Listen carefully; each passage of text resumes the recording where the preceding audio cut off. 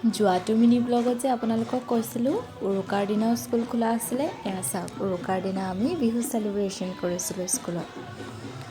খুব মৰম লাগিছিলে, আমাৰ কিউট কিউট পোৱালীকেইটা নাচিছিলে যে।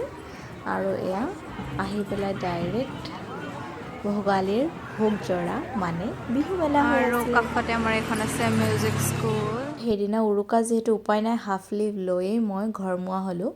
মই মানে আমি আৰু দুয়োজনেই।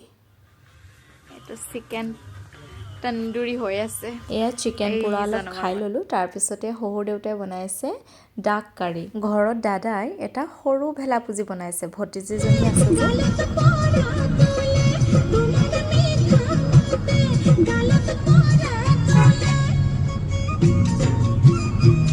উৰুকাৰ পাছৰ দিনা হৈছে মানুহৰ বিহু।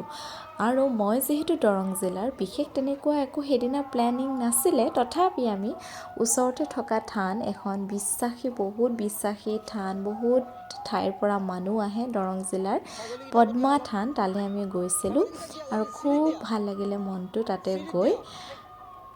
যদিও জীৱ জন্তু বহুত ভাল পাওঁ, কিন্তু ভয়ো আছে দেই, ভিডিঅ'টো চাই আকৌ নাহাঁহিব।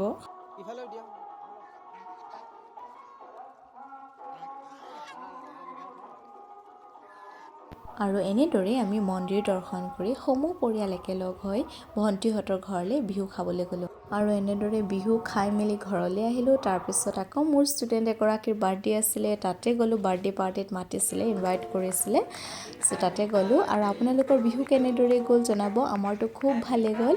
আৰু আজিলৈ বাই বাই, সকলো ভালে থাকক। পুনৰ মিনি ব্লগ এটাত আকৌ লগ পোৱাৰ আশাৰে।